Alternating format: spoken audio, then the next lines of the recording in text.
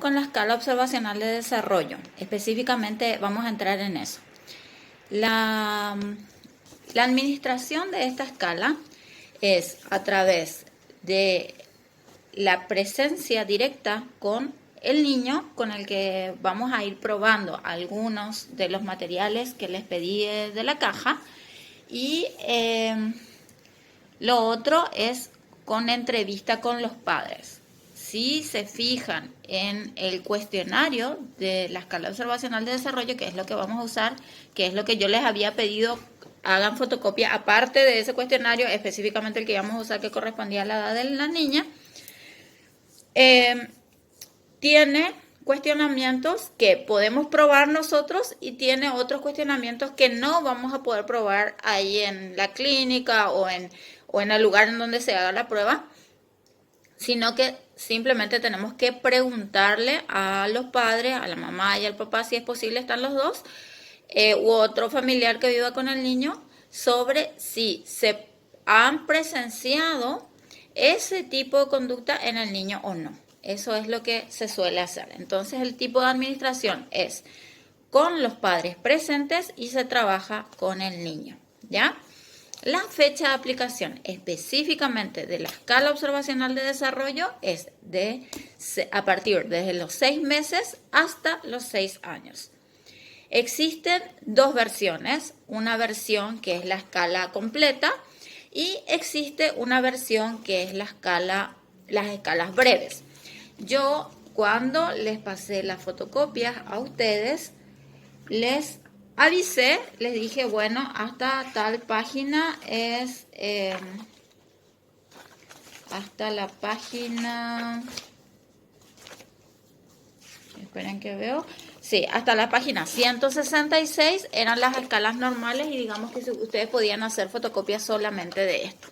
Pero a partir de la página 177 y tiene un pequeño subtítulo que dice escalas breves. A partir de ahí son las escalas breves que nosotros no vamos a utilizar. Vamos a utilizar la versión larga porque la escala observacional de desarrollo, en comparación con otras escalas de desarrollo como el Currículum Carolina, la Battelle o el Guía Sportage, es bastante breve. Por eso elegí eso para esta escala en específico como para trabajarla.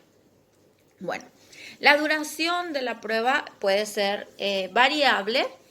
Eso va a depender de qué tan bueno, primero de la edad del niño. No es lo mismo trabajar con un niño de 6 meses a trabajar con un niño de 6 años. Obviamente la colaboración es totalmente distinta. Así que la variabilidad de la duración de la prueba va a depender, por un lado, de la edad cronológica del niño y por otro lado, de los niveles propios de desarrollo del niño. No es lo mismo trabajar con una niña normal, ¿sí? Por así decirlo, típico, digamos, a trabajar con un niño con una patología, sea del lenguaje, sea motora, sea, por ejemplo, general del desarrollo, como es un autismo, como podría ser, por ejemplo, un síndrome, como es el caso del síndrome de Down, etc. O sea, obviamente que la respuesta va a ser diferente dependiendo del paciente, o sea, el tiempo de duración de la tarea. En general les digo que aproximadamente para poder aplicar una escala observacional de desarrollo no solemos demorar en niños normales y algunos con patologías leves 45 minutos, ¿sí? A veces podemos necesitar tipo 2 sesiones de 45 minutos, pero rara vez se necesita más que eso.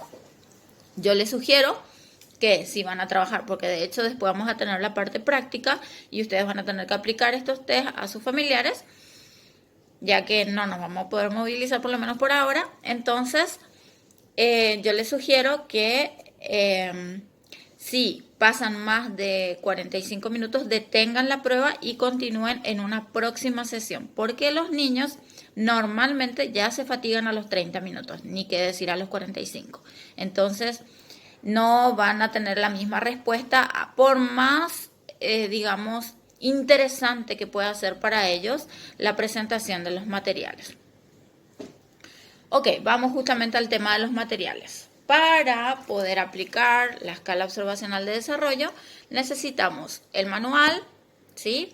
La caja con materiales didácticos, la hoja de perfil que está dentro del mismo manual, que incluye lo que es el cuestionario, el perfil, la plantilla y perfil modal y el perfil de rasgos. O sea que aproximadamente son 4 hojas las que necesitamos. Hay una hoja entre medio de ellas que se llama esquema. Ese no vamos a utilizarlo. Les voy a explicar para qué sirve, para que ustedes lo conozcan, pero ese no vamos a utilizarlo. Vamos a utilizar el cuestionario, vuelvo a repetir, la plantilla y perfil modal y el perfil de rasgos. Eso es lo que vamos a utilizar por paciente y dependiendo siempre de la edad. Los autores de estos tipos de escalas normales, o sea, específicamente de la escala observacional de desarrollo, propone que la escala se aplique una escala antes y una escala posterior a la edad cronológica del niño. Es decir, si tenemos un niño de 3 años, estaríamos aplicando la escala observacional de 2 años y estaríamos aplicando la edad de 3 y de 4. Yo les digo que como los cuestionarios son sumamente similares entre una y otra edad, a pesar de que varían un poco en cuanto a complejidad, yo les diría que esta opción no la tomemos por nada del mundo porque los niños se aburren si es que hacemos tareas muy similares. Así que siempre vamos a utilizar solamente la escala que corresponde a la edad cronológica del niño. Utilizando la escala que corresponde a la edad cronológica del niño, en el caso de la escala observacional de desarrollo, nos va a dar unos porcentajes. No nos va a dar niveles de edad, sí nos va a dar porcentajes y con eso es suficiente. Con eso ya vamos a saber en qué necesita mejorar el niño y ese es el objetivo de esta tarea, ¿verdad? Los otros materiales, ustedes saben, son los materiales didácticos. Voy a juntarlos, voy a seleccionarlos y se los voy a pasar en el próximo video como para que ustedes puedan verlo. Y además de eso, obviamente necesitamos lápiz, ¿tá? En cuanto al fin de la administración de esta prueba intenta dotar, como dije, de ser un apoyo de diagnóstico del desarrollo. Específicamente esta prueba nos va a dar porcentajes, ¿sí?, de los diferentes rasgos que se evaluaron, como por ejemplo afectivo, somático, sensopercepción, motor, etcétera, ¿sí? Se propone describir los procesos y secuencias temporales de las principales áreas de desarrollo, ese es otro de los fines, es decir, que con esto y sabiendo cuáles son los rasgos que están por debajo de la norma, nosotros podemos describir, digamos, qué es lo que se tendría que trabajar con un niño. Para eso es que nos van a servir el esquema y las otras estructuras que tiene el test, que una de ellas se llama almacén. En el almacén figuran las edades cronológicas para las cuales se espera esa conducta, así como están también el desglose de las actividades por rasgo, ¿sí? Por rasgo. Entonces, supongamos, estamos evaluando las reacciones afectivas y en reacciones afectivas nos sale bajo.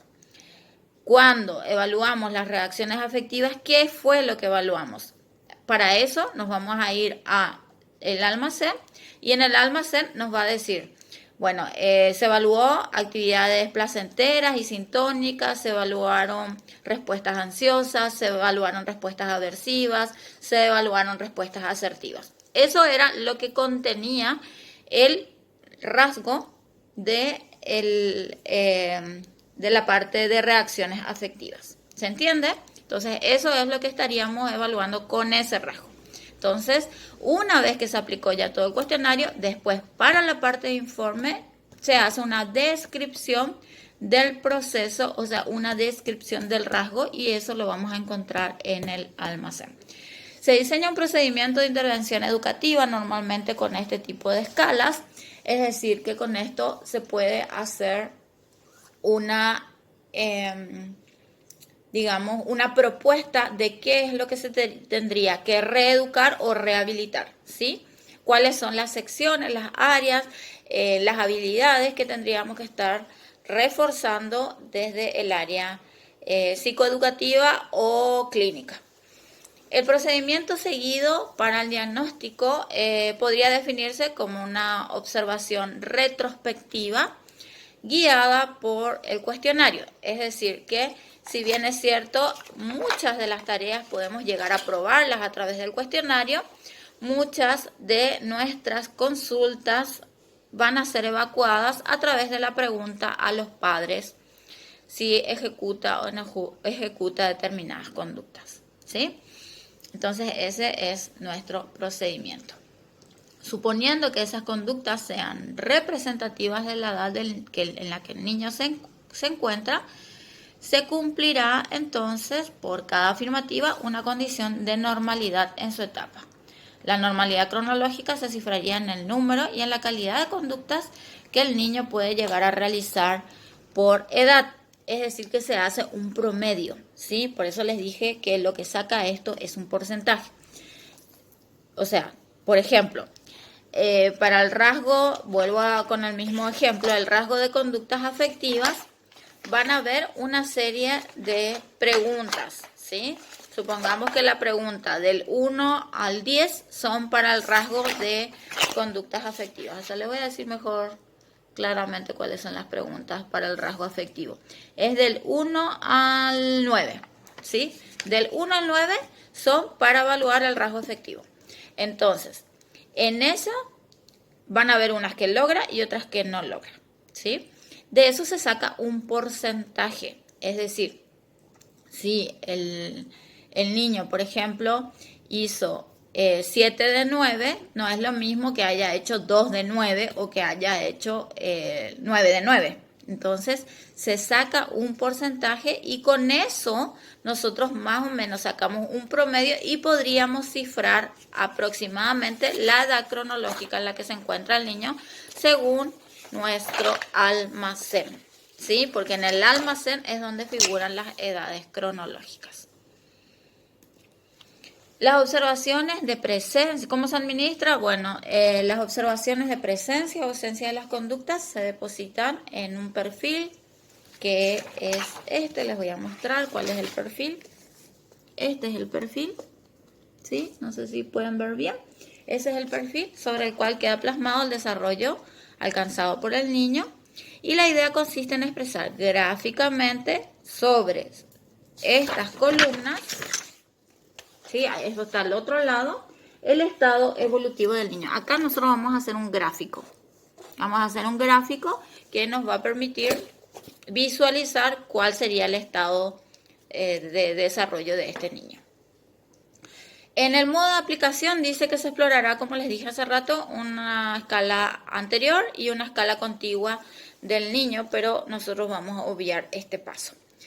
El comportamiento del hombre, en cuanto a la fundamentación teórica, vamos a esa diapositiva ya. El comportamiento del hombre intenta explicarse a través de la experiencia y el psicólogo del desarrollo lo hace planteándose la naturaleza del cambio entre los estadios. Obviamente, para hacer estas escalas se tuvieron en cuenta teorías, ¿sí? Esto es importante entenderlo. Existen teorías acerca del desarrollo y de acuerdo a esas teorías es que se establecieron estos parámetros. Uno de los autores a los cuales se basan son Usgiris y Hans, que son quienes plantean hitos, digamos, acerca de cómo están organizados los cambios y el orden de los diferentes estados y cómo se van a ir dando estos diferentes estados en las diferentes áreas que se fueron evaluando, que en este caso se llaman rasgos, ¿sí? Cada una de las áreas que se evaluaron se llaman rasgos.